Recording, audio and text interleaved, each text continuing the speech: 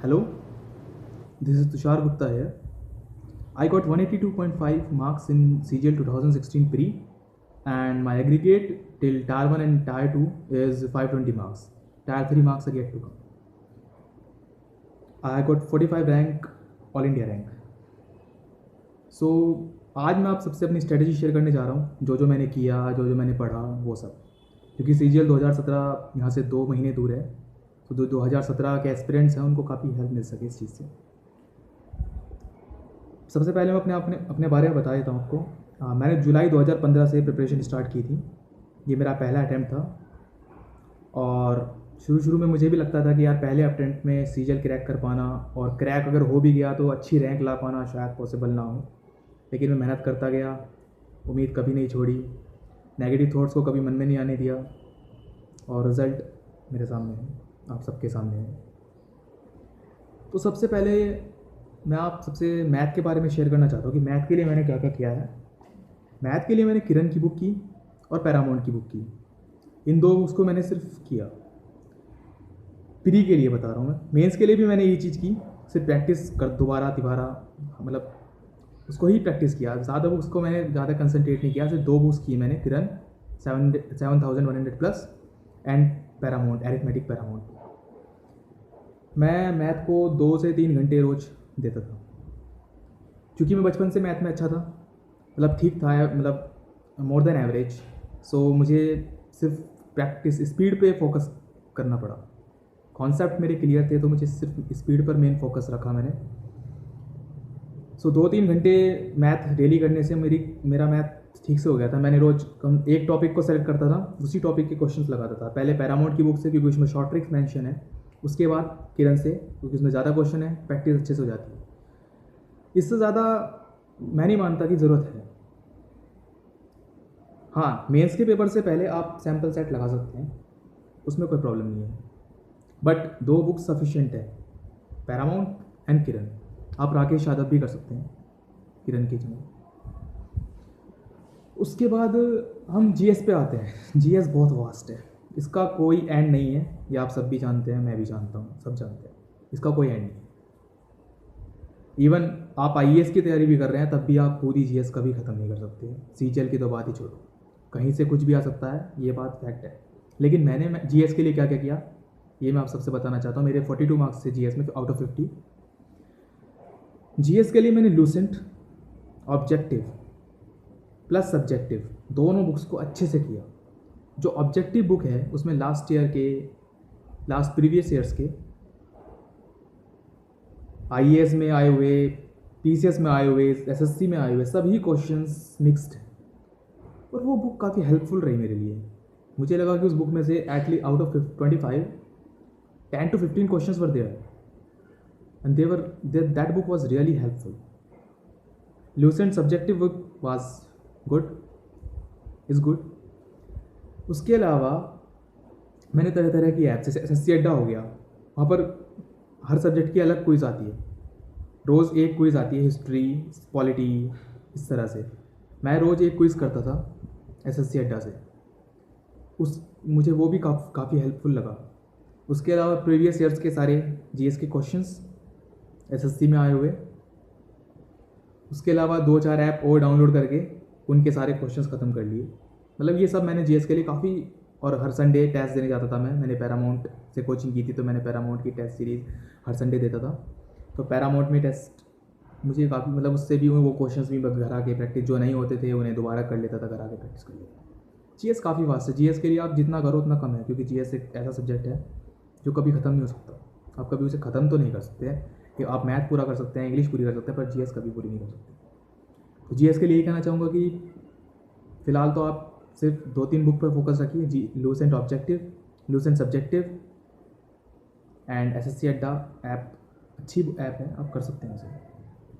उसके बाद इंग्लिश पे आते हैं। इंग्लिश के लिए मैं सबसे मानता हूँ कि सबसे जो बेसिक बुक है मेरे हिसाब से, वो SP बख्शी है। SP Bakshi is a very very good book. Grammar portion के लिए मैं मानता हूँ SP बख्शी से बेटर शायद ही कोई बुक हो। लेकिन इसके अलावा SP बख्शी के अलावा मैंने प्रिंट टू पैरामाउंट, जो नीतू सिंह मैम की बुक है, उसे भी किया। SP Bakshi and plinth to paramount portion जो मैंने है उससे ग्रामर पोर्शन मैंने अच्छे से कवर किया, उसका वोकैब भी किया, लेकिन उसमें वोकैब इतना नहीं है। तो वोकैब के लिए मैंने प्लेटफॉर्म की बुक, एक प्लेटफॉर्म आती है उससे वोकैब किया। एसपी बख्शी में जितना वोकैब है वो किया। प्रिंट टू पैरामाउंट में जितना भी वोकैब है, वोकैब में एंटोनियम सिनोनियम्स आ गए, आइडियम फ्रेजेस आ गए और वन वर्ड सब्स्टिट्यूशन आ गया। ये सब पोर्शन किया मैंने कवर इन तीनों बुक से। इन तीनों बुक्स के अलावा मैंने इंग्लिश के लिए और कोई बुक नहीं की। और मैंने सिर्फ प्री की स्ट्रेटजी बता रहा हूँ, आपको मेंस के लिए बाद में बताऊँगा। उसके अलावा लास्ट आते हैं हम रीजनिंग पे। रीजनिंग के लिए मैं झूठ नहीं बोलता, मैंने रीजनिंग के लिए कोई बुक, बस एक पैरामाउंट की बुक थी, उसके क्वेश्चंस किए थे। उसके अलावा कोई अलग से कोई बुक नहीं की। मैं सिर्फ हर संडे टेस्ट देने जाता था। वो रीजनिंग के जो क्वेश्चंस आते थे उनको, जो नहीं होते थे उनको घर आके प्रैक्टिस करता था। एक बार देखता था, कोशिश करता था कि हो जाए, और नहीं होते तो अगले संडे आंसर की आती थी उसमें से देख के करता था। हाँ, इसी तरह से कर करके प्रैक्टिस होती चली गई। जो क्वेश्चंस थोड़े बहुत बुक में थे उन्हें किया मैंने। रीजनिंग के लिए कोई अलग से बुक नहीं की, सिर्फ एक पतली सी बुक थी पैरामाउंट की, वही की। रीजनिंग में आउट ऑफ मार्क्स थे 50 आउट ऑफ 50। सो मैं सबसे यही कहना चाहूँगा कि सीजीएल एक बहुत बड़ा एग्ज़ाम है, बट ये इतना टफ एग्ज़ाम नहीं है जितना कि लोगों को लगता है। हाँ, कंपटीशन में बहुत ज़्यादा है। अप्रोक्सीमेटली 15 लाख स्टूडेंट हर साल एग्ज़ाम देते हैं, उसमें से 10,000 के करीब वैकेंसी होती हैं। कंपटीशन बहुत ज़्यादा है, लेकिन एग्ज़ाम इतना टफ नहीं है। अगर ठीक से स्ट्रेटजी बनाई जाए तो आसानी से क्रैक हो सकता है। अब मैं आपको बताता हूँ मैं किस तरह से रोज़ इसको प्लान करता था स्टडी को। जैसे मैंने आपको बताया कि मैं 2 से 3 घंटे मैथ को देता था। इसके अलावा मैथ के अलावा मैं इंग्लिश को 1.5 से 2 घंटा देता था रोज़।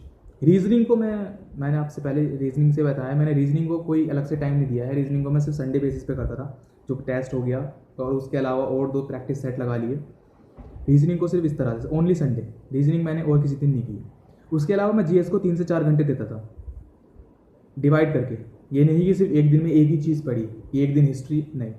मैं 40 minutes history, 40 minute polity, 40 minutes civics geography and 1 hour general science. इस तरह से स्टैटिक जीके भी मैंने किया, लाइक कौन पहला गवर्नर था, कौन पहला वाइस प्रेसिडेंट था। ये सब स्टैटिक जीके भी इंपॉर्टेंट पार्ट प्ले करती है।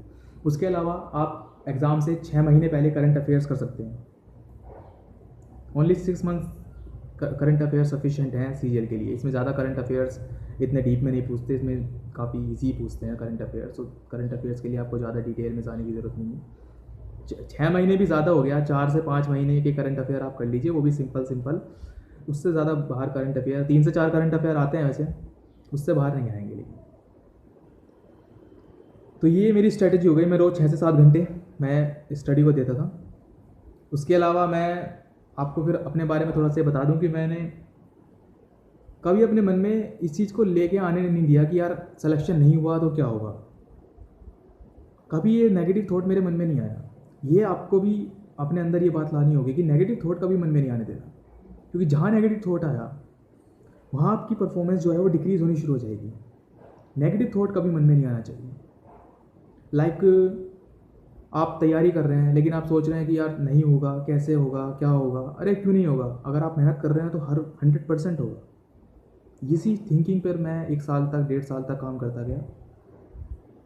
अब मेरा नेक्स्ट टारगेट यूपीएससी है, मैं उसके लिए प्रिपरेशन भी स्टार्ट कर दिया।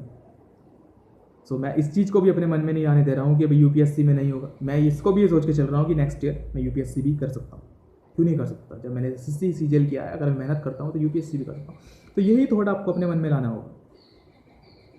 एक आपको सबके लिए एक छोटा सा 2 लाइन गाना चाहता हूँ। थोड़ा बहुत शौक है मुझे भी सिंगिंग का। कुछ पाने की हो आस आस, कोई अरमा हो जो खास खास आशाएं, लेकर सूरज से आग आए जा अपना राग राग आशाएं, तूफानों को चीर के हर मंजिल तू छीन ले, आशाएं मिले दिल की, उम्मीदें हंसे दिल की, अब मुश्किल नहीं कुछ भी, नहीं कुछ